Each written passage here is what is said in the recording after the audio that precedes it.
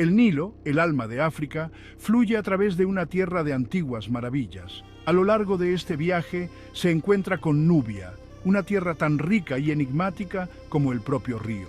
Nubia, enclavada en lo que hoy es Sudán y el sur de Egipto, era una tierra de importancia estratégica. Era una puerta de entrada entre el mundo mediterráneo y el corazón de África. La importancia de Nubia no pasó desapercibida para los antiguos egipcios. La llamaban Ta-Seti, la tierra del arco, en reconocimiento a los famosos arqueros nubios. Estos hábiles guerreros eran muy solicitados en los ejércitos egipcios. Oro, marfil, ébano y animales exóticos fluían desde el corazón de África, a través de Nubia, hasta Egipto. Los egipcios, reconociendo esto, buscaron controlar Nubia, lo que llevó a siglos de complejas interacciones. La historia de Nubia y Egipto es una historia de conflicto y cooperación, de intercambio cultural y destinos entrelazados. Nubia era una tierra de abundancia, bendecida con recursos codiciados por su vecino del norte, Egipto. El oro, brillante y precioso, era quizás el tesoro más buscado. Las minas de oro de Nubia, situadas en lo profundo de su terreno montañoso, se convirtieron en una fuente de fascinación y deseo para los egipcios. Más allá del oro, Nubia era una tierra de maravillas exóticas. El ébano, una madera oscura y de grano fino, era apreciado por su belleza y durabilidad. El marfil, procedente de los colmillos de los elefantes, se tallaba en exquisitos ornamentos y obras de arte. Pieles de animales, piedras preciosas y resinas aromáticas fluían hacia el norte desde Nubia, enriqueciendo la economía y la cultura egipcias. Las rutas comerciales, que atravesaban el Nilo y cruzaban el desierto, conectaban Nubia y Egipto. Las caravanas cargadas de mercancías no solo transportaban riqueza material, sino también ideas y prácticas culturales. Esta interacción, impulsada por la necesidad económica y alimentada por la generosidad del Nilo, sentó las bases de una relación que duraría milenios. La relación entre Nubia y Egipto no siempre fue armoniosa. El atractivo de las riquezas de Nubia, unido a su importancia estratégica, a menudo provocaba conflictos. Los faraones egipcios, deseosos de asegurar sus fronteras y controlar el flujo de valiosos recursos, lanzaron campañas militares en Nubia. A pesar de los conflictos, periodos de coexistencia pacífica y cooperación puntuaron la tumultuosa historia. El comercio floreció durante estos tiempos de paz y ambas civilizaciones se beneficiaron del intercambio de bienes e ideas. Los gobernantes nubios, deseosos de asegurar su propio poder y legitimidad, a veces buscaban alianzas con los faraones egipcios. Los matrimonios reales, una herramienta diplomática común en el mundo antiguo, cimentaron estas alianzas y fomentaron el intercambio cultural. Las princesas nubias, famosas por su belleza y gracia, eran bienvenidas en la corte real egipcia. Del mismo modo, escribas, artesanos y funcionarios egipcios viajaron al sur, a Nubia, difundiendo las ideas y tecnologías egipcias. Las dos civilizaciones, aunque a menudo enfrentadas, estaban unidas por las aguas compartidas del Nilo y el intrincado tapiz de la interacción humana. Las interacciones entre Nubia y Egipto se extendían mucho más allá del campo de batalla y del mercado. Los nubios, atraídos por la oportunidad o traídos como prisioneros de guerra, se convirtieron en parte integrante de la sociedad egipcia. Sus habilidades como arqueros, guerreros y administradores eran muy valoradas, y muchos ascendieron a puestos prominentes dentro de la jerarquía egipcia. Los arqueros nubios, famosos por su puntería y disciplina, eran una visión habitual en los ejércitos egipcios. Más allá del ejército, los nubios destacaron en la administración y el gobierno. Los registros egipcios mencionan escribas, funcionarios e incluso gobernadores nubios que administraban provincias egipcias. Estos individuos, a menudo altamente educados y multilingües, se desenvolvían en las complejidades de la burocracia egipcia y contribuían al buen funcionamiento del imperio. Los artesanos, músicos, bailarines y trabajadores nubios contribuyeron a la vitalidad de la cultura egipcia. Su presencia es evidente en el arte egipcio, donde a menudo se representan rasgos, peinados y estilos de vestir nubios. La adopción de elementos culturales nubios pone de manifiesto la naturaleza dinámica de la sociedad egipcia y su capacidad para absorber y adaptarse a las influencias extranjeras. El auge de Kush, el ascenso de un reino nubio. Alrededor del siglo VIII a.C. surgió un poderoso reino en Nubia, con centro en la ciudad de Napata. Este reino, conocido como Kush, desafiaría el dominio egipcio y acabaría gobernando la tierra de los faraones. Los kushitas, profundamente influenciados por la cultura egipcia, adoptaron muchas de sus costumbres y creencias. Adoraban a los dioses egipcios, construían pirámides y templos al estilo egipcio, e incluso adoptaron la escritura jeroglífica.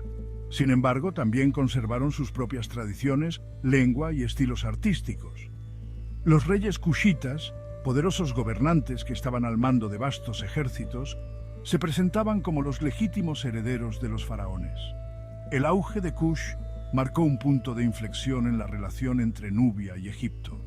Sus ejércitos, dirigidos por hábiles guerreros y equipados con armamento avanzado, avanzaron hacia el norte, conquistando ciudades egipcias y derrotando a los ejércitos egipcios.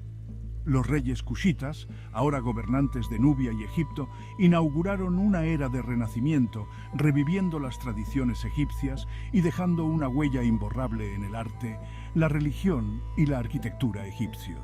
La dinastía 25, establecida por el rey kushita Pille alrededor del 747 a.C., marcó un momento significativo en la historia egipcia. Por primera vez, una dinastía de origen nubio gobernaba la tierra de los faraones. Estos faraones negros dejaron una huella imborrable en la cultura, la religión y la arquitectura egipcias. Revitalizaron las tradiciones egipcias, dando paso a un periodo de renovación artística y religiosa. Los faraones kushitas eran devotos mecenas del dios egipcio Amón y restauraron templos y monumentos dedicados a él. Adoptaron las convenciones artísticas tradicionales egipcias y encargaron estatuas colosales e intrincados relieves. También introdujeron elementos de su propia herencia kushita, mezclando motivos egipcios con estilos nubios. La historia de Nubia y Egipto no es simplemente la historia de dos civilizaciones separadas. Es un testimonio del poder del intercambio cultural, de la difuminación de fronteras y de la creación de una herencia compartida. A lo largo de siglos de interacción, las culturas nubia y egipcia se entrelazaron, influyéndose y enriqueciéndose mutuamente. Mientras que Nubia adoptó las creencias religiosas, los estilos artísticos e incluso la lengua egipcios, Egipto se mostró igualmente abierto a las influencias nubias. La música, la danza y la moda nubias se abrieron paso en la corte y la sociedad egipcias. Los dioses y diosas nubios se incorporaron al panteón egipcio. La propia lengua egipcia tomó prestadas palabras y frases de las lenguas nubias, testimonio de la estrecha interacción entre ambos pueblos. Esta fusión cultural es evidente en el registro arqueológico, en el arte, la arquitectura y los objetos que han sobrevivido a las arenas del tiempo. Los templos de Nubia, construidos por faraones kushitas, presentan una mezcla única de estilos artísticos egipcios y nubios. Este entrelazamiento de culturas creó una civilización vibrante y dinámica a lo largo del Valle del Nilo. Nubia, aunque a menudo eclipsada por su vecina más famosa, desempeñó un papel fundamental en la configuración del curso de la historia. Sus contribuciones a la civilización mundial, a menudo pasadas por alto o minimizadas, están siendo finalmente reconocidas y celebradas. Desde su importancia estratégica como encrucijada comercial hasta sus innovaciones culturales, Nubia dejó una huella imborrable en el mundo antiguo. El oro, el ébano y el marfil de Nubia enriquecieron las economías de las civilizaciones antiguas. Sus guerreros, famosos por su destreza como arqueros, sirvieron en ejércitos de todo el antiguo Oriente Próximo. Sus reyes, los faraones negros, gobernaron Egipto, dejando un legado duradero en su arte, religión y arquitectura. El impacto de Nubia va más allá de sus contribuciones materiales y políticas. Fue un centro de innovación, que desarrolló su propio alfabeto único, conocido como escritura meroítica, que sigue estando parcialmente sin descifrar. Sus artesanos crearon impresionantes obras de arte, mezclando motivos egipcios con sus propios estilos distintivos. La historia de Nubia nos recuerda que la historia no la escriben únicamente los vencedores. Durante siglos, la historia de Nubia permaneció oculta bajo las arenas del tiempo. Sus monumentos y ciudades yacían enterrados, eclipsados por el antiguo Egipto. Recientemente, arqueólogos e historiadores han comenzado a desenterrar los secretos de esta civilización olvidada. Nuevos descubrimientos desafían nuestra comprensión de la historia y la cultura nubias. Las excavaciones en Kerma, Napata y Meroe revelan la estructura social y los logros artísticos de Nubia. El desciframiento de la escritura meroítica está desvelando la lengua y la literatura nubias. Estudiar Nubia es reconocer sus contribuciones a la historia mundial y celebrar su identidad única. A medida que desenterramos los tesoros de Nubia, vemos la historia como una narración dinámica y en evolución.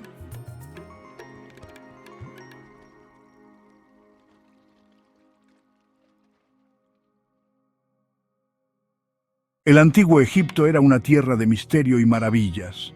Su gente creció a orillas del río Nilo, creando una gran mezcla de cultura, arte y religión que todavía nos llama la atención hoy en día. Los egipcios adoraban a muchos dioses, cada uno con sus propias cualidades e historias. Estos dioses eran muy importantes en la vida diaria de la gente, ayudaban en todo, desde la cosecha hasta la vida después de la muerte. Uno de los dioses más importantes y queridos era Ra, el dios del sol. Muchas veces lo dibujaban con cabeza de halcón y un disco solar en la cabeza. Esto quería decir que mandaba en el cielo y en el sol. Ra era el que daba la vida. Traía calor y luz al mundo, muy importantes para que crecieran las plantas y para vivir. Cada día, Ra viajaba por el cielo en su barca solar, llevando la luz del día al mundo.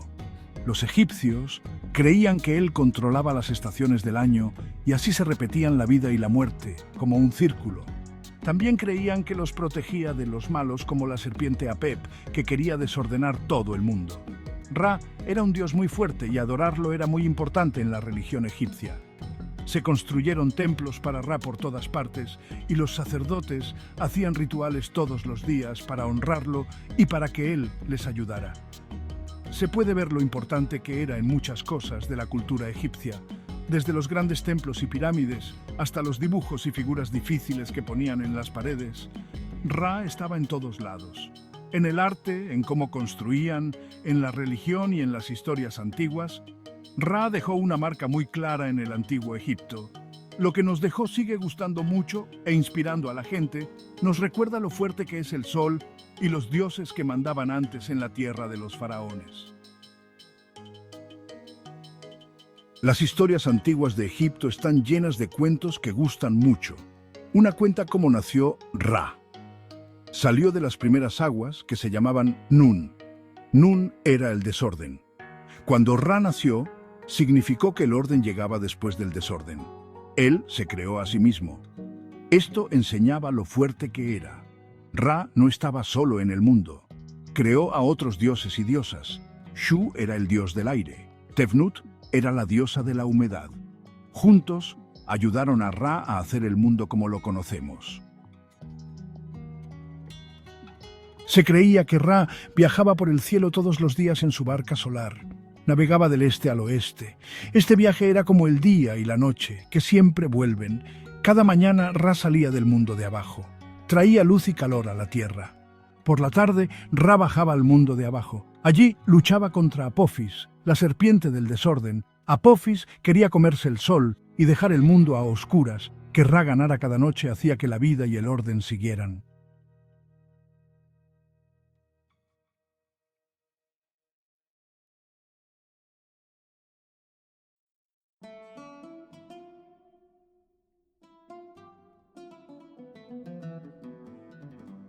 Ra tenía un arma muy fuerte, el ojo de Ra. Esto era algo muy importante en las historias antiguas de Egipto. Significaba lo fuerte que era Ra y cómo protegía. El ojo de Ra podía destruir mucho a los enemigos de Ra. El ojo de Ra también tenía que ver con diosas como Sekhmet y Bastet. Ellas protegían a Ra. Podían ser muy bravas y vengarse si hacía falta. Esto mostraba que Ra tenía dos lados en su poder. Era bueno, pero también daba miedo, y podía crear y destruir.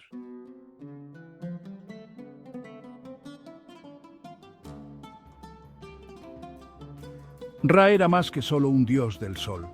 También se le veía como el rey de los dioses. Él se encargaba de que hubiera orden y justicia. Se creía que los faraones de Egipto eran los ayudantes de Ra en la tierra. Su poder venía de él. Cuando Ra mandaba, Egipto tenía mucha riqueza. Daba luz del sol para las plantas. Hacía que el río Nilo creciera cada año. Esto era muy importante para plantar. Cuando Ra mandaba, se veía como un tiempo de paz y de tener mucho de todo.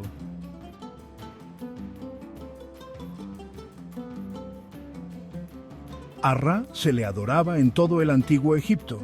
Se construyeron templos para honrarlo. Heliópolis, la ciudad del sol, era un lugar muy importante donde se adoraba a Ra. La gente iba a estos templos para rezar y hacer ofrendas al dios del sol. Todos los días se hacían rituales de la religión para honrar a Ra. Los sacerdotes eran muy importantes en estas ceremonias. Le daban al dios comida, bebida e incienso.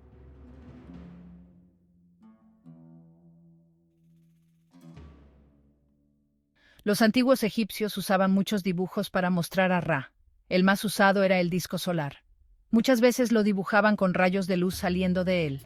Esto significaba la energía de Ra que daba vida. Los obeliscos, que eran como palos altos con 4 lados, también tenían que ver con Ra. Muchas veces ponían 2 en la entrada de los templos. El fénix, un pájaro de cuento que nacía de nuevo de sus cenizas, era otro dibujo de Ra. Significaba nacer de nuevo y empezar otra vez.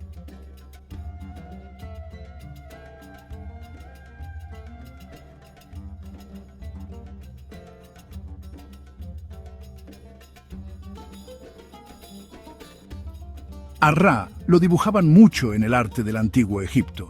Estaba por todos lados, y esto no solo significaba que era un dios, sino también lo importante que era en la vida de cada día de los antiguos egipcios. Muchas veces lo mostraban como un hombre con cabeza de halcón. Este dibujo especial no era porque sí, significaba muchas cosas. El halcón, un pájaro que caza, significaba ver muy bien y mandar, cosas que se decían de Ra. Esto significaba su fuerza y que tenía que ver con el cielo. El cielo se veía como un lugar muy grande y fuerte, y se creía que Ra, como dios del sol, lo cruzaba cada día, trayendo luz y vida al mundo. A Ra también lo dibujaban con el disco solar en la cabeza. Este disco solar era más que un adorno. Era un dibujo muy fuerte de que era el dios del sol, de donde venía toda la energía y la vida. Los colores dorado y rojo se usaban mucho para dibujar a Ra. El dorado, que brilla y no cambia, tenía que ver con que Ra era para siempre y era un dios. El dorado significaba el brillo del sol. Era un color que mostraba lo brillante y la fuerza del sol para dar vida, y eso era Ra. El rojo significaba el calor y la fuerza del sol. Era un color que recordaba la mucha energía y el calor del sol que ayuda a vivir, cosas que eran muy importantes de Ra. La imagen de Ra estaba por todos lados en el antiguo Egipto. Desde los templos grandes hasta las casas sencillas, sus dibujos recordaban siempre que estaba en todas partes y lo importante que era en el universo. Recordaba siempre su poder y que estaba allí. Los antiguos egipcios creían que si adoraban a Ra con el arte, él estaría contento con ellos y el mundo seguiría en orden.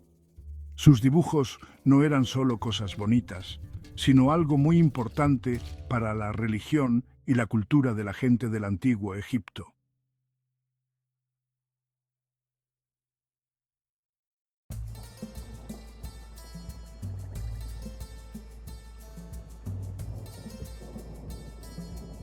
Ra fue muy importante para la cultura del antiguo Egipto. Adorarlo cambió las ideas de la religión y lo que hacía la gente por muchos siglos. Los faraones decían que mandaban porque estaban conectados con Ra. El arte y las construcciones de Egipto estaban llenos de dibujos del dios del sol. Incluso cuando el antiguo Egipto ya no era tan importante, lo que dejó Ra siguió vivo. Su historia siguió gustando mucho a la gente. Los que estudian y los historiadores empezaron a aprender sobre él. Su imagen salió en libros, en el arte y en cosas que le gustaban a mucha gente. Ra, el dios del sol egipcio, sigue siendo un dibujo importante de cómo era el antiguo Egipto. Se ve lo importante que fue en el arte, en las construcciones y en las cosas de la religión que han durado mucho tiempo. Adorar a Ra no era solo cosa de los ricos o los sacerdotes. Llegó a toda la gente, desde los templos grandes hasta las casas sencillas de los egipcios normales. Él significa la fuerza del sol, lo importante que es el orden y que la vida, la muerte y nacer de nuevo son como un círculo. El viaje del sol por el cielo cada día era como una comparación muy fuerte con el círculo de la vida. Un recordatorio de que cada día traía cosas nuevas para hacer y problemas. Ver a Ra en el cielo siempre daba ideas y esperanza a la gente y hacía pensar más fuerte que la luz siempre le ganaría a la oscuridad. Su historia nos sigue gustando mucho. Las historias y cuentos sobre Ra tienen muchos significados y enseñanzas importantes que todavía nos sirven hoy, desde sus peleas con la serpiente Apep hasta cómo ayudó a crear el mundo. La historia de Ra muestra que la gente quiere entender los secretos de la vida y las cosas que cambian nuestra vida. El viaje de Ra por el cielo les recordaba a los antiguos egipcios lo importante que eran la luz y el calor. El sol no era solo para tener comida y vivir, sino también un dibujo de aprender cosas del espíritu y crecer.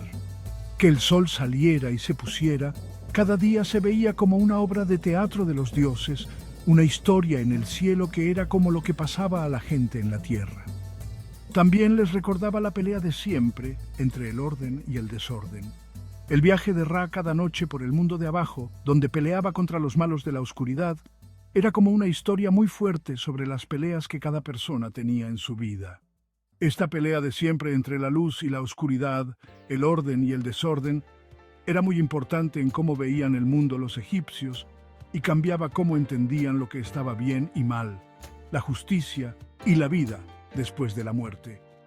Lo que dejó Ra es una prueba de lo fuertes que eran las ideas de los antiguos egipcios y de cómo han durado miles de años. Las historias y los dibujos de Ra han pasado el tiempo y siguen dando ideas y gustando mucho a gente de todo el mundo. Ya sea por las pirámides enormes que son como un regalo para mostrar lo grande que era, o los dibujos difíciles que cuentan su historia, lo que hizo Ra nos recuerda lo fuerte que es la imaginación de la gente y cómo buscamos entender el universo.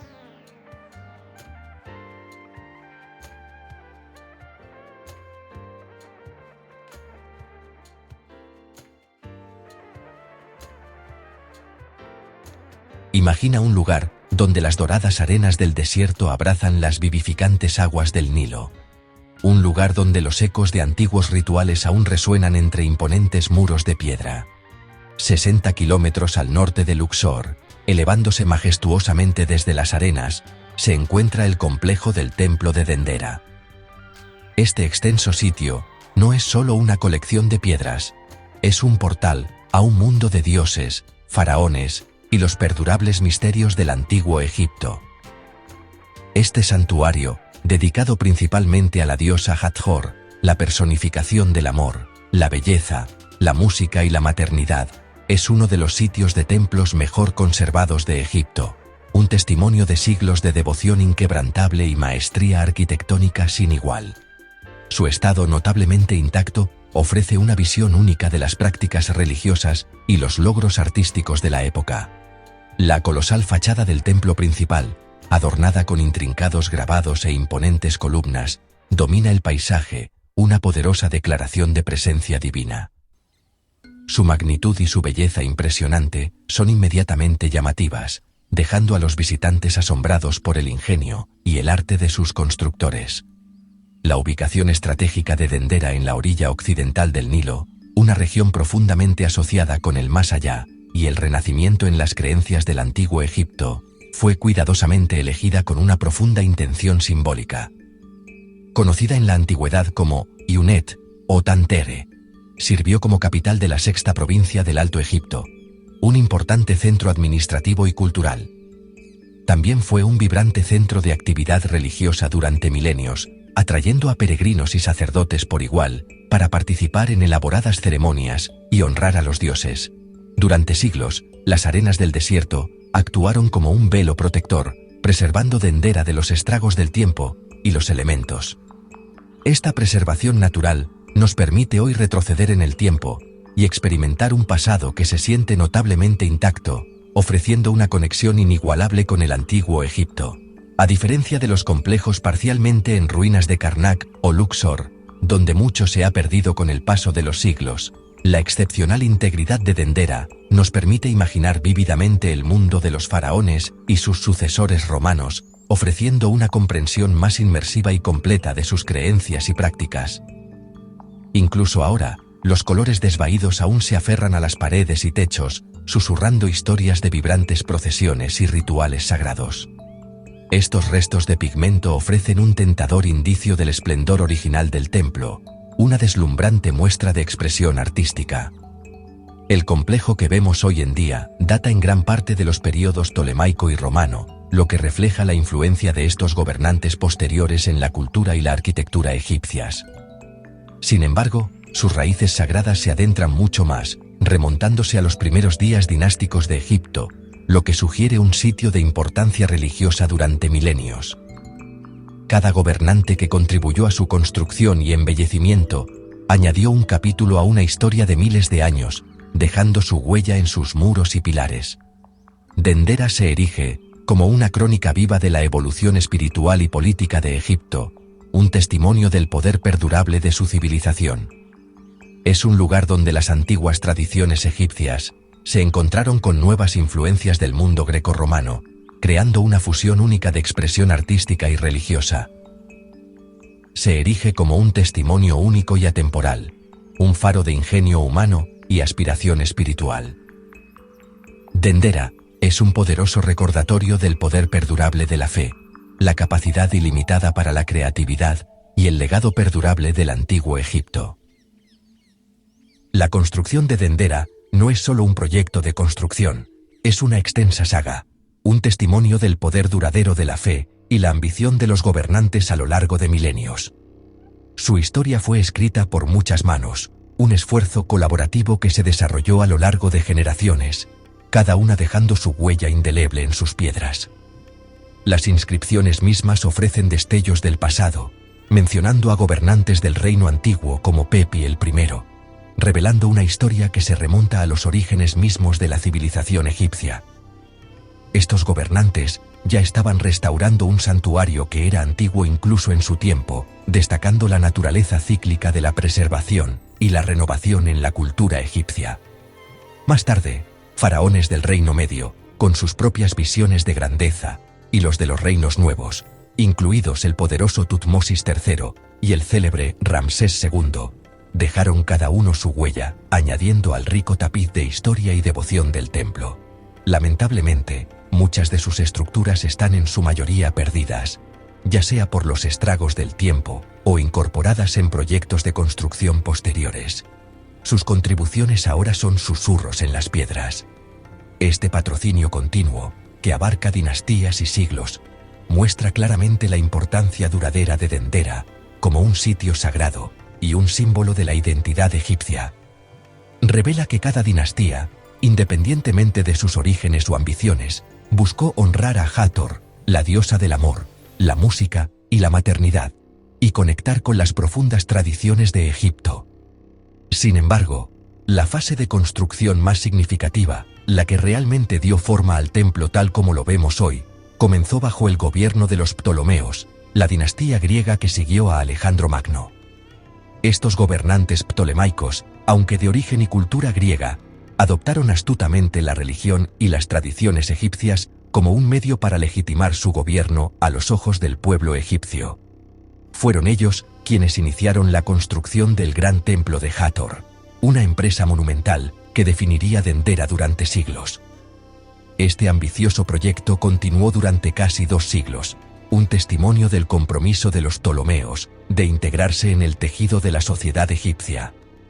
Más tarde, cuando Roma conquistó Egipto, añadiéndolo a su vasto imperio, emperadores romanos como Augusto y Nerón, siguiendo el ejemplo ptolemaico, añadieron sus propias imágenes y cartuchos a las paredes del templo, e incluso completaron la magnífica sala hipóstila, mezclando sin problemas su legado con el del antiguo Egipto. La transición sin interrupciones de Dendera, del patrocinio ptolemaico al romano, es un ejemplo notable de continuidad cultural, y resalta la extraordinaria resiliencia de la cultura egipcia frente al dominio y la influencia extranjeros. El templo, como un organismo vivo, absorbió nuevos gobernantes y sus influencias, pero permaneció firmemente arraigado en su antigua cosmovisión, sus creencias y tradiciones fundamentales. Al final, se erige como un poderoso monumento a la capacidad única de Egipto para adaptarse, perdurar e inspirar asombro a lo largo de los siglos, un faro de fuerza cultural que brilla a través de las arenas del tiempo. En el corazón de Dendera, alzándose majestuosamente de las arenas del tiempo, se encuentra el templo de Hathor. Su imponente fachada insinúa las maravillas que guarda en su interior, un testimonio del ingenio y el arte de los antiguos egipcios. Sorprendentemente, es más una maravilla conservada que una ruina, ofreciendo una visión inigualable de las prácticas y creencias religiosas de una civilización ya lejana. El estado de conservación del templo nos permite apreciar realmente la grandeza y la sofisticación de su diseño. Llamado el Castillo del Sistro, un instrumento musical sagrado, se creía que era el hogar terrenal de Hathor, un puente tangible entre el reino mortal y los cielos.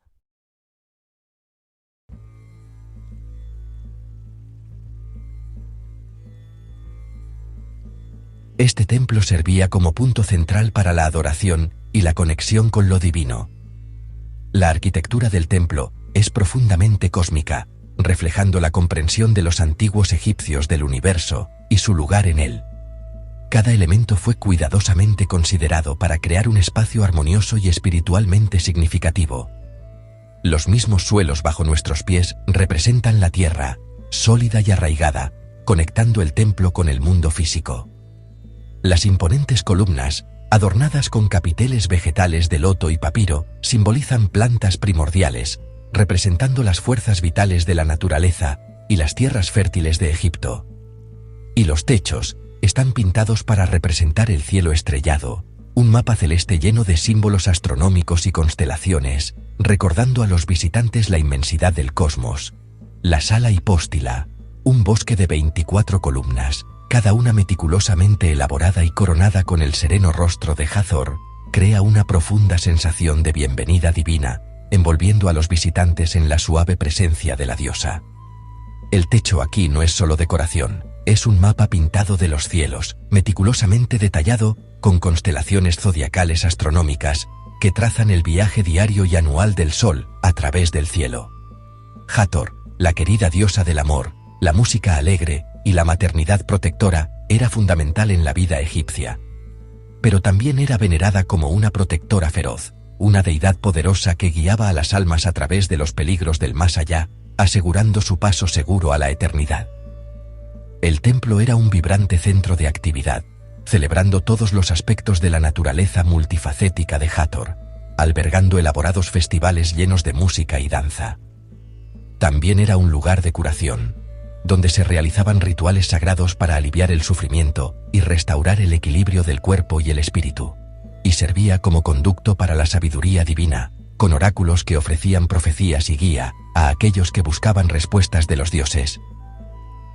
A medida que los visitantes avanzaban por el templo, pasaban de la sala hipóstila, brillantemente iluminada, a cámaras cada vez más oscuras y sagradas, simbolizando un viaje interior hacia la iluminación espiritual. Este viaje culminaba en el Sancta Sanctorum, el santuario más interior, el espacio más sagrado de todo el complejo del templo.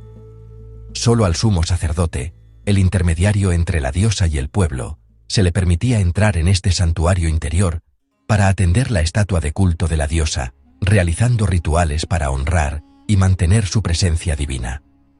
Cada espacio dentro del templo de Hathor fue diseñado meticulosamente para el ritual, reforzando la presencia y el poder de Hathor, asegurando que su influencia impregnara cada aspecto de la vida diaria. Hoy, el templo de Hathor sigue siendo un símbolo vivo de la rica imaginación espiritual de Egipto, un testimonio del poder perdurable de la creencia y los notables logros de la antigua civilización.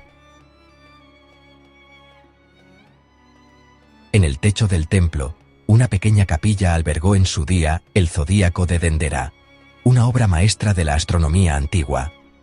El bajorrelieve circular original, ahora en el Louvre, es un mapa de los cielos tal como los veían los egipcios. Fusiona signos zodiacales grecorromanos con constelaciones egipcias tradicionales, mezclando culturas y conocimientos. Los planetas aparecen como deidades en barcos celestiales, reflejando una sofisticada comprensión del cosmos. La ubicación del zodíaco en una capilla dedicada a Osiris vinculaba los ciclos de las estrellas con la muerte y el renacimiento. Su diseño circular simbolizaba la naturaleza eterna del tiempo y el orden cósmico. Cuando el zodíaco fue llevado a París, desató debates sobre la edad del mundo y el legado científico de Egipto. Análisis posteriores lo dataron a finales del período ptolemaico, alrededor del 50 a.C. El Zodíaco de Dendera sigue siendo un artefacto único, que revela la profundidad de la astronomía del antiguo Egipto y el intercambio intercultural. Es un testimonio de la búsqueda de los egipcios por comprender su lugar en el universo. Más allá del templo de Hathor, el complejo de Dendera se despliega como un tapiz de espacios sagrados. Un enorme muro de adobe rodeaba el recinto, separando lo divino de lo cotidiano.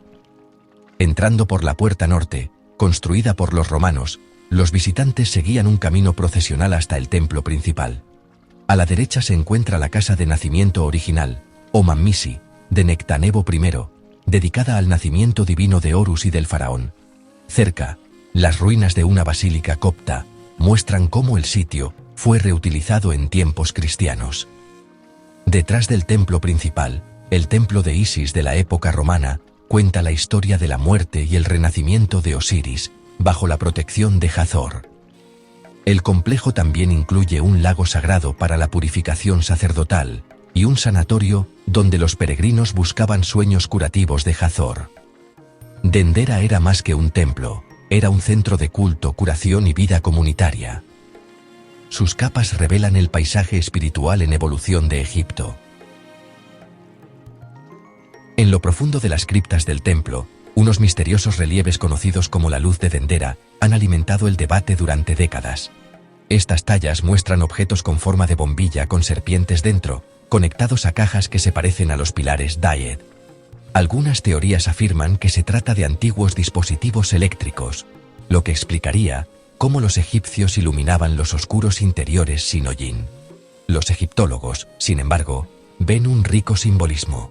La bombilla como el útero de la diosa del cielo, la serpiente como la fuerza creativa del sol, el loto como el renacimiento y el dit como la estabilidad. No hay pruebas de electricidad antigua. No se han encontrado bombillas, filamentos ni baterías. Los egipcios usaban espejos y lámparas de combustión limpia para iluminarse. La luz de Dendera es una escena mitológica, no un plano tecnológico. Es un ejemplo llamativo de cómo el arte antiguo puede inspirar tanto asombro como salvajes especulaciones. Al sur del templo principal se alza el Mamisi romano, o casa de nacimiento, uno de los edificios mejor conservados de Dendera, dedicado al nacimiento divino de Iji, hijo de Hathor y Horus.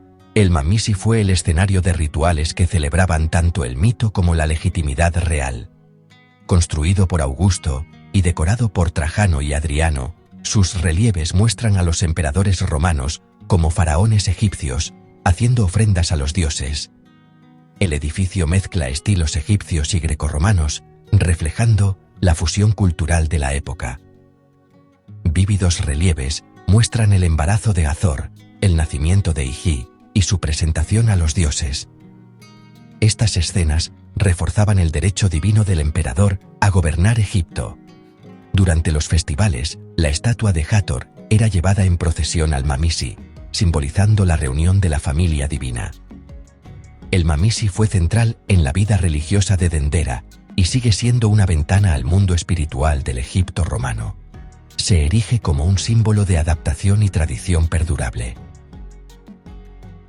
Las paredes y criptas de Dendera son un tesoro de historia e intriga. En la pared trasera, el único relieve conocido de Cleopatra VII y su hijo Cesarión los muestra ofreciendo ofrendas, una conmovedora apuesta por la legitimidad. Las 14 criptas del templo, escondidas debajo, guardaban objetos sagrados y están cubiertas de relieves detallados, protegidos de siglos de daños. Explorar estas cámaras revela el funcionamiento secreto del antiguo sacerdocio. El techo del templo también era un espacio ritual, con capillas y kioscos, para ceremonias como el amanecer de Año Nuevo, cuando la estatua de Hathor saludaba al sol naciente. La restauración moderna ha descubierto los vibrantes colores originales del techo astronómico de la sala hipóstila, transformando nuestra visión del esplendor del templo. Cada descubrimiento añade nuevas capas a la historia de Dendera. El templo sigue revelando secretos, conectándonos con los rituales y las vidas de sus antiguos constructores. Dendera no es solo una reliquia, es un archivo viviente del pasado de Egipto. Sus paredes todavía hablan, invitándonos a escuchar y aprender. Dendera es más que un sitio arqueológico. Es un testimonio del poder duradero de la fe y la cultura. Durante miles de años, unió lo humano y lo divino, presenciando dinastías, imperios y creencias cambiantes. Su conservación ofrece la visión más completa de un templo grecorromano en Egipto. Los relieves y la arquitectura de Dendera son un libro de texto de piedra que nos enseña sobre los dioses, la astronomía, la política y la vida diaria. Hoy, inspira a turistas, académicos y buscadores por igual, y genera nuevas preguntas e interpretaciones. Los debates sobre la luz de Dendera y el zodiaco muestran el papel continuo del sitio en nuestra búsqueda de conocimiento. De pie en la sala hipóstila, bajo la mirada de Hathor y un techo de estrellas, se siente una conexión eterna. Dendera nos recuerda que la búsqueda de significado y belleza es eterna. No es solo un monumento al pasado, sino un espejo que refleja nuestra propia curiosidad duradera. El eco del legado de Dendera todavía resuena, invitándonos a maravillarnos y explorar.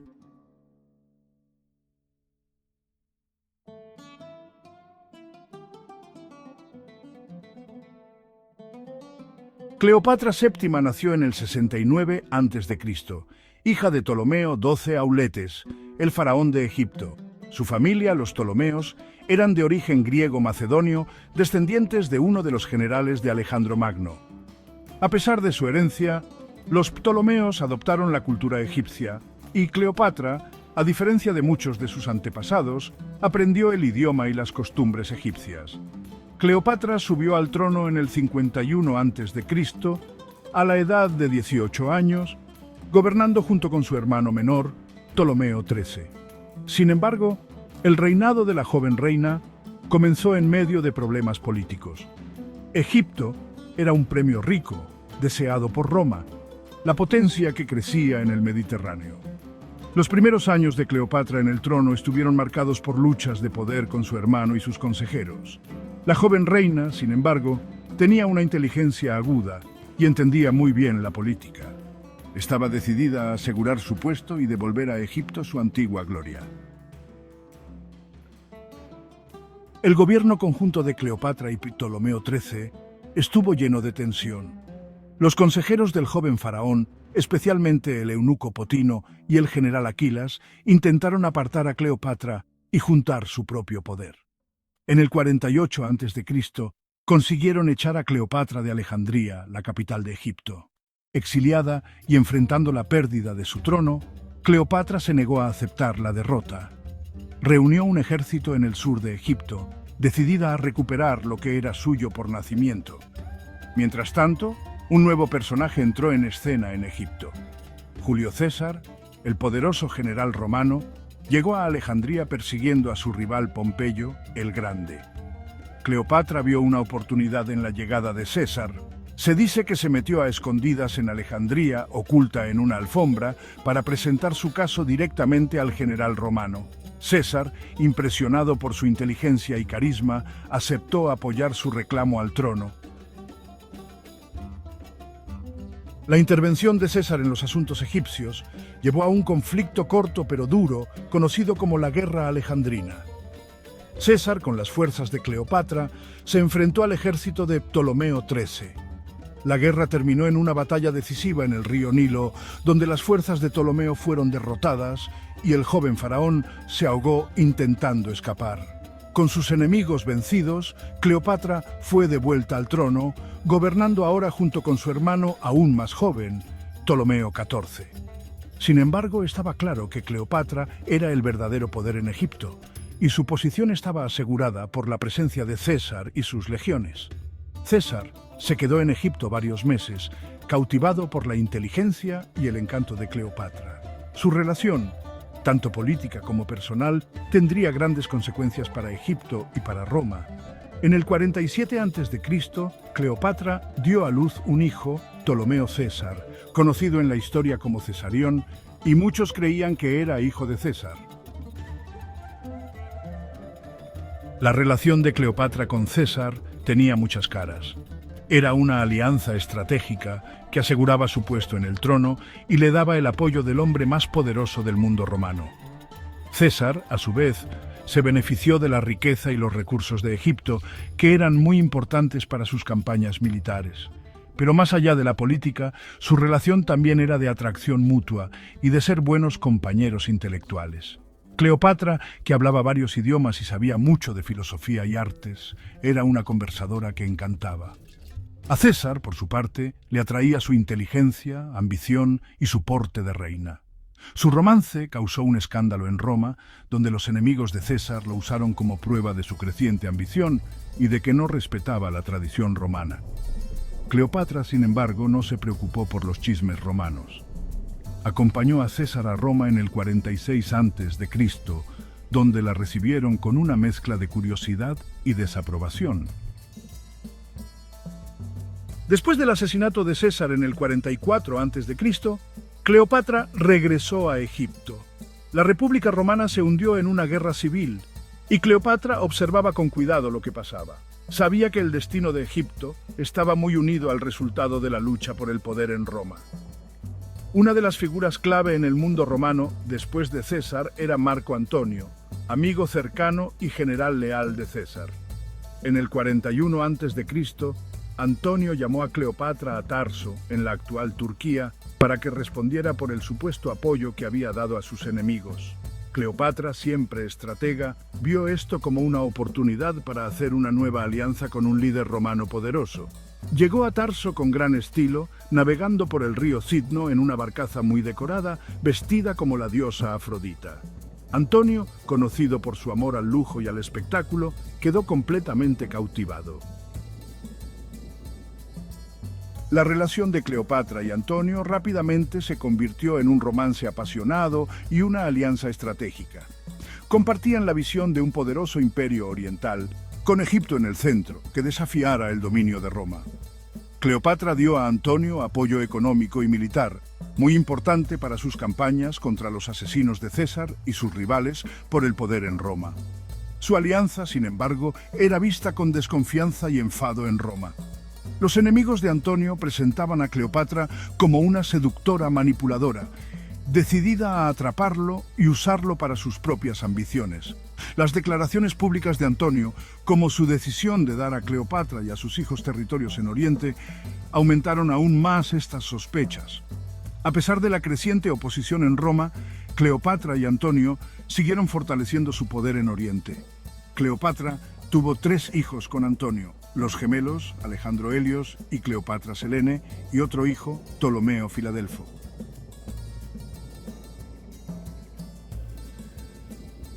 Mientras Cleopatra y Antonio construían su base de poder en Oriente, una nueva amenaza surgía en Roma. Octavio, sobrino nieto y heredero adoptivo de César, estaba poco a poco juntando su propio poder. Octavio, un político astuto y un estratega duro, usó con habilidad las preocupaciones romanas sobre la relación de Antonio con Cleopatra y su aparente orientalización.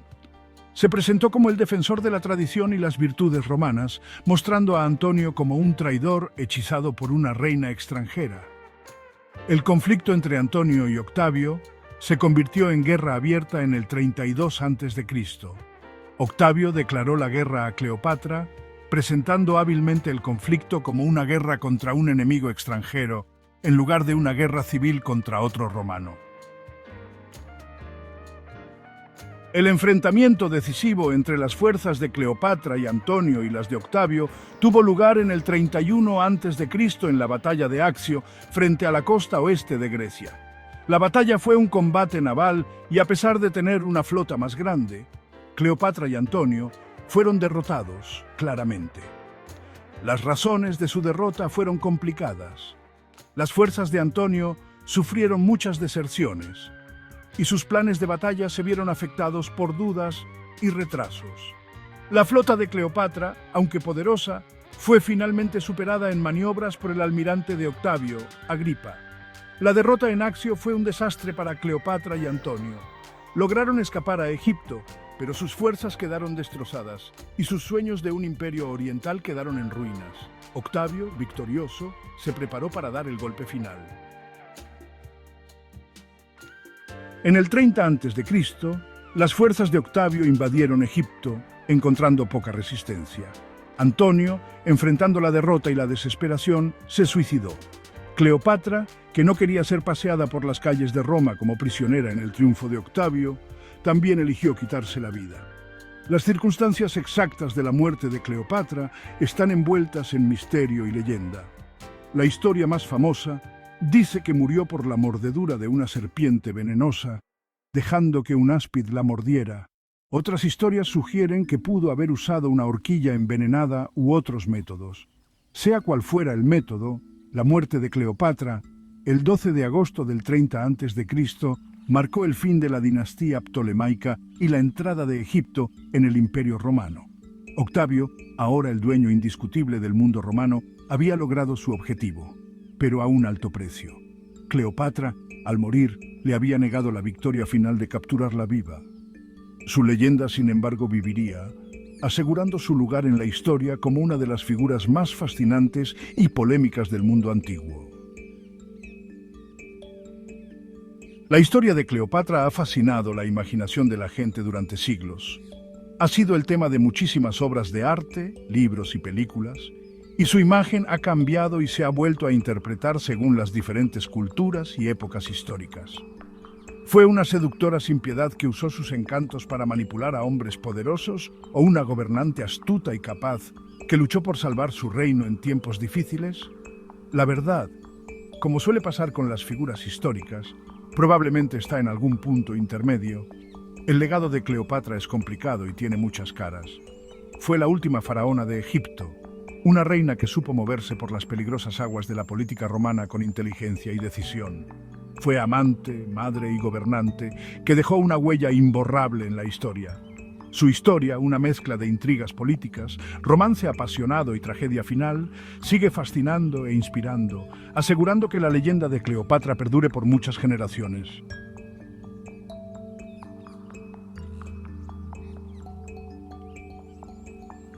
La belleza, un reflejo de la santidad.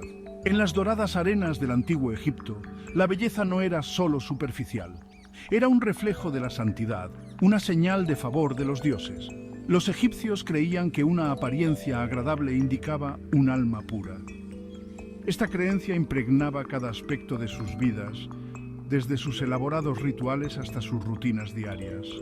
Esta conexión espiritual entre la belleza y la divinidad alimentó la fascinación de los egipcios por los cosméticos. No eran simplemente herramientas para realzar, eran instrumentos sagrados para conectar con lo divino. Los cosméticos se usaban para alejar el mal, asegurar la buena salud y apaciguar a los dioses. En esencia, maquillarse era un acto de devoción. Cosméticos para todos, una conexión espiritual.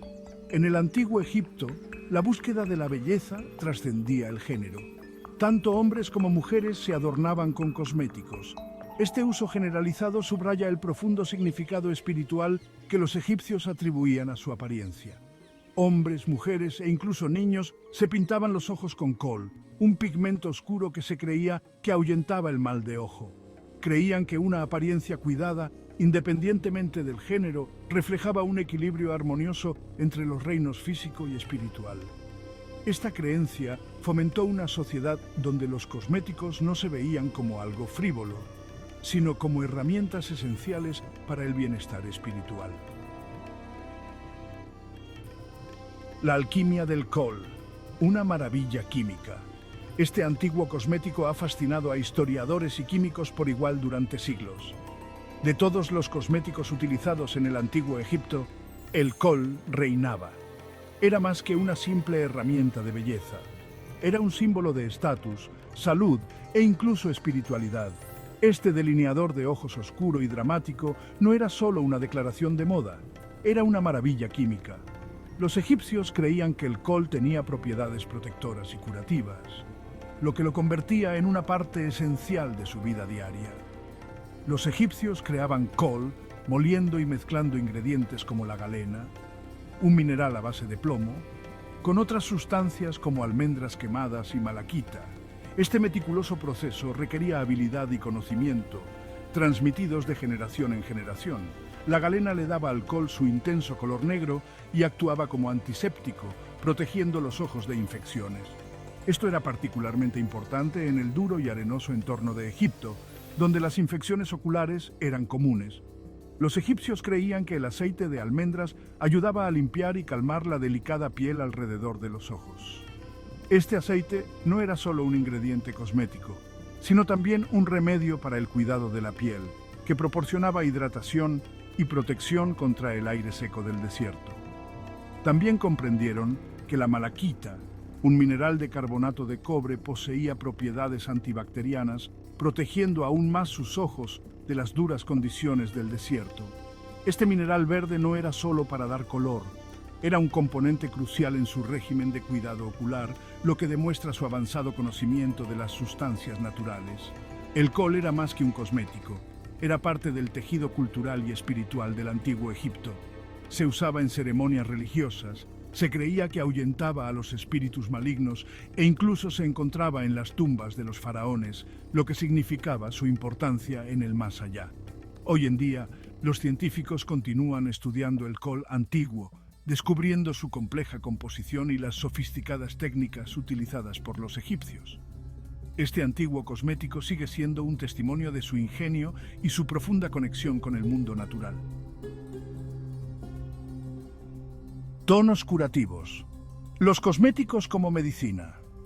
Los antiguos egipcios fueron pioneros en el uso de cosméticos no solo para la belleza, sino también para la salud y la curación. La comprensión de los cosméticos por parte de los egipcios iba más allá de la estética.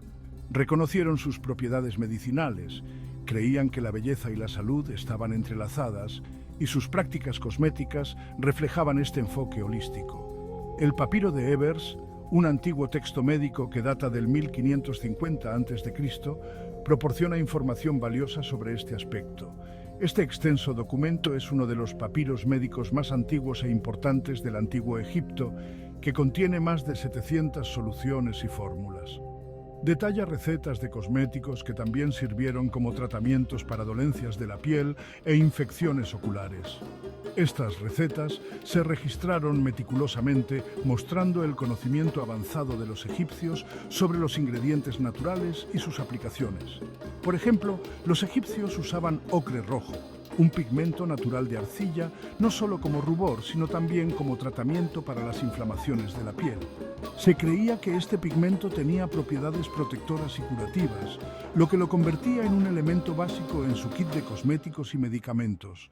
Creían que sus propiedades de secado natural podrían ayudar a calmar las irritaciones. El ocre rojo a menudo se mezclaba con otros ingredientes para mejorar su eficacia, lo que demuestra su enfoque sofisticado para el cuidado de la piel. Del mismo modo, la malaquita verde, además de sus usos cosméticos, se empleaba como antiséptico para heridas e infecciones oculares. Este vibrante mineral verde se molía hasta convertirlo en un polvo fino y se aplicaba en las zonas afectadas, aprovechando sus propiedades antibacterianas naturales. Esta fusión de belleza y medicina muestra la comprensión avanzada de los egipcios sobre los ingredientes naturales y sus beneficios terapéuticos. Su uso innovador de los cosméticos como medicina destaca una cultura que valoraba tanto la apariencia como el bienestar, sentando un precedente para las generaciones futuras. Hoy en día, la ciencia moderna continúa descubriendo la sabiduría detrás de estas prácticas antiguas. Los investigadores estudian las composiciones y aplicaciones de estos cosméticos antiguos, revelando sus beneficios potenciales e inspirando nuevos enfoques tanto en la belleza como en la medicina. El legado de los cosméticos del antiguo Egipto perdura, influyendo en los productos y tratamientos de belleza contemporáneos. Al combinar la sabiduría antigua con la ciencia moderna, continuamos explorando el poder curativo de los cosméticos tal como lo hicieron los egipcios hace miles de años. De las paletas a las vasijas, la evolución de los kits de belleza. El amor de los egipcios por los cosméticos impulsó una fascinante evolución en la forma en que almacenaban y transportaban sus artículos de belleza esenciales. Las primeras formas de almacenamiento de cosméticos involucraban recipientes simples y funcionales. Con el tiempo, estos recipientes se transformaron en elaboradas expresiones de arte y artesanía. Uno de los primeros ejemplos es la paleta de Narmer, que data del 3100 a.C. Esta paleta ceremonial, utilizada para moler y mezclar cosméticos, demuestra la temprana integración de la belleza y el arte. Elaborada en piedra caliza, representa escenas de unificación y poder, destacando la importancia de los cosméticos incluso en las ceremonias más significativas. Herramientas del oficio, aplicando el encanto antiguo. La aplicación de cosméticos en el antiguo Egipto era un ritual meticuloso que requería herramientas especializadas. Estas herramientas, a menudo elaboradas con materiales como madera, hueso y marfil, ilustran la dedicación de los egipcios para lograr la estética deseada. Los aplicadores de col, por ejemplo, eran herramientas delgadas y alargadas, a menudo hechas de madera o marfil. Estos aplicadores permitían una aplicación precisa del col a lo largo de la línea de las pestañas, creando los espectaculares looks de ojos sinónimo de la belleza del antiguo Egipto. Se utilizaban pequeñas cucharas, talladas en hueso o marfil, para sacar ungüentos y cremas de los frascos, lo que garantizaba una aplicación higiénica y evitaba la contaminación. Símbolos de estatus, los cosméticos y la posición social. Si bien los cosméticos eran omnipresentes en el antiguo Egipto, el acceso a ciertos ingredientes y recipientes elaborados significaba posición social. El uso del maquillaje no era simplemente con fines estéticos, sino también un reflejo del lugar que ocupaba la persona en la sociedad. La élite disfrutaba del acceso a ingredientes raros y caros, como el lapislázuli, una piedra preciosa azul oscuro importada de tierras lejanas. Esta piedra preciosa era muy apreciada y a menudo estaba reservada a las clases altas de la sociedad. Este lujoso pigmento se utilizaba para crear una sombra de ojos azul vibrante, un color asociado con la realeza y la divinidad. La sombra de ojos azul no era solo una elección cosmética, sino un símbolo de poder y favor divino, a menudo representado en el arte y las estatuas de dioses y faraones. Los recipientes para estos cosméticos también reflejaban la jerarquía social. El diseño y el material de un recipiente de cosméticos podían indicar la riqueza y el estatus del propietario. Mientras que la gente común usaba simples vasijas de arcilla, la élite encargaba elaborados recipientes hechos de materiales como alabastro, oro y piedras preciosas. Estos materiales no solo eran más duraderos, sino también visualmente más llamativos, lo que los hacía perfectos para exhibir el estatus de uno. Estos recipientes, a menudo adornados con intrincados tallados y piedras preciosas, servían como símbolos de estatus, mostrando la riqueza e influencia del propietario. Cuanto más elaborado y ornamentado era el recipiente, mayor era la posición social de su propietario. En muchos sentidos, estos recipientes de cosméticos eran tan parte de la identidad de la élite como su ropa y joyas, reflejando su lugar en la jerarquía social del antiguo Egipto. Conclusión. Belleza por dentro y por fuera. El enfoque de la belleza de los antiguos egipcios ofrece una visión fascinante de una civilización que valoraba tanto lo estético como lo práctico. Los cosméticos no eran meros adornos superficiales, eran herramientas de conexión espiritual símbolos de estatus e incluso instrumentos de medicina. Desde el ingenio químico del kohl hasta la evolución de las paletas de cosméticos, la búsqueda de la belleza por parte de los antiguos egipcios dejó una huella imborrable en la historia. Su legado nos recuerda que la belleza puede ser poderosa y útil a la vez, reflejando valores y creencias culturales más profundos. Es un testimonio del eterno deseo humano de mejorar nuestra apariencia y conectar con algo más grande que nosotros mismos.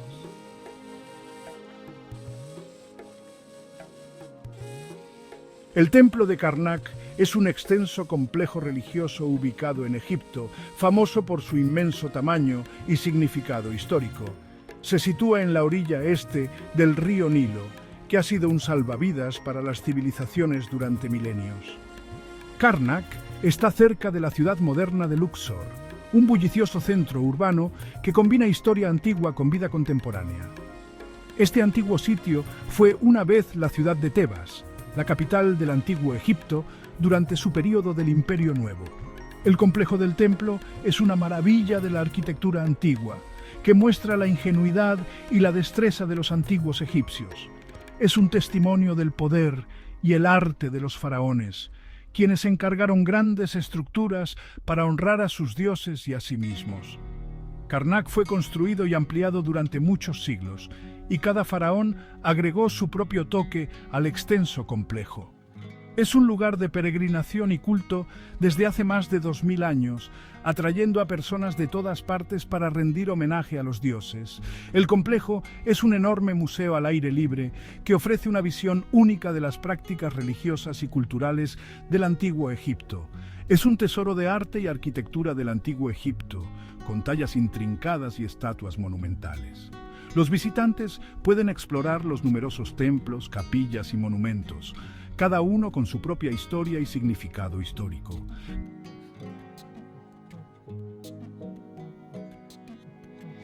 Karnak es una ventana al pasado, que ofrece información sobre la vida religiosa, política y social del antiguo Egipto. Es un recordatorio de la grandeza y la sofisticación de la civilización egipcia antigua, una civilización que ha dejado una huella imborrable en la historia. Tebas fue una de las ciudades más importantes del antiguo Egipto, conocida por su grandeza e importancia histórica. Fue la capital de Egipto durante muchos siglos, sirviendo como el corazón de la nación durante los imperios Medio y Nuevo. Tebas era un centro de poder político, religioso y económico que influía en toda la región con su riqueza y cultura.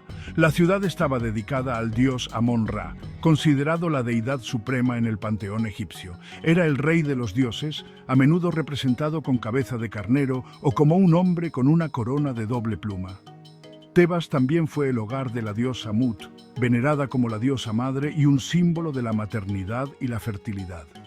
Era la consorte de Amón-Ra y juntos eran adorados como una pareja divina.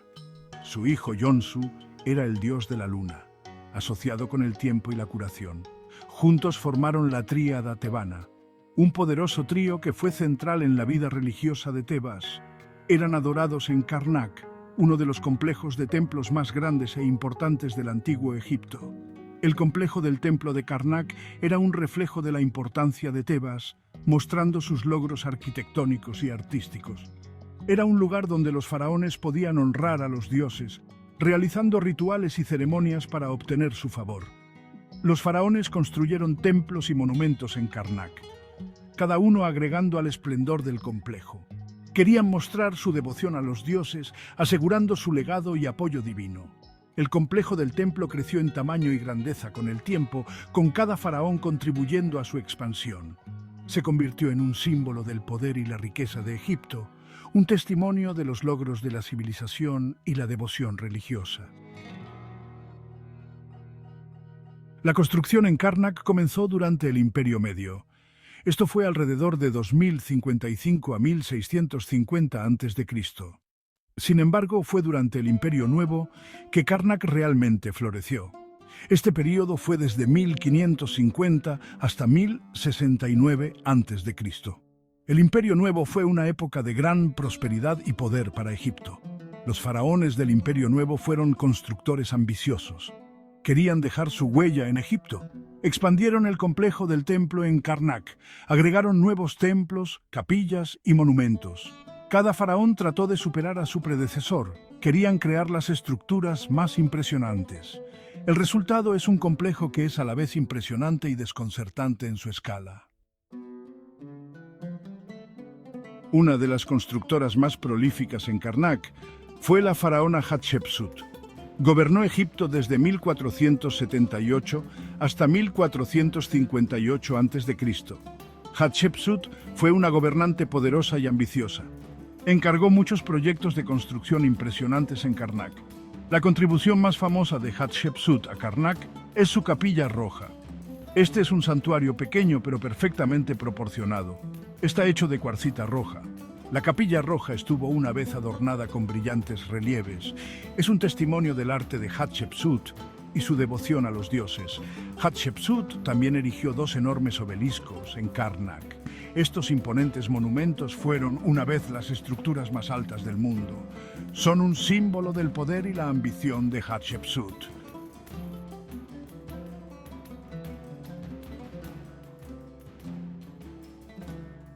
La Gran Sala Hipóstila es una de las estructuras más impresionantes de Karnak. Esta maravilla arquitectónica se erige como un testimonio del ingenio y la ambición de los antiguos constructores egipcios. Es una sala enorme sostenida por 134 columnas, cada una de las cuales se eleva sobre los visitantes y crea un bosque de piedra que se extiende hacia el cielo.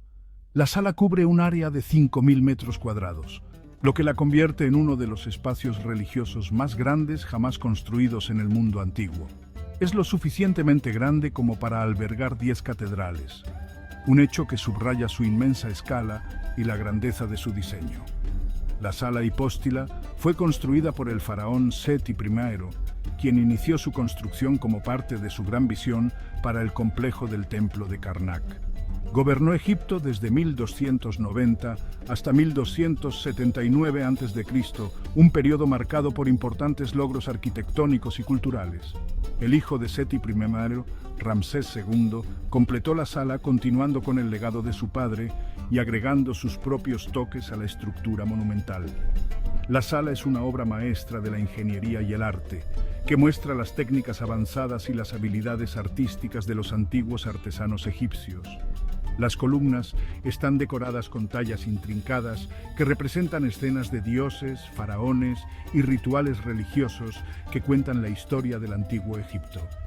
La gran sala hipóstila se usaba para ceremonias religiosas, sirviendo como un espacio sagrado donde los sacerdotes realizaban rituales y ofrendas a los dioses.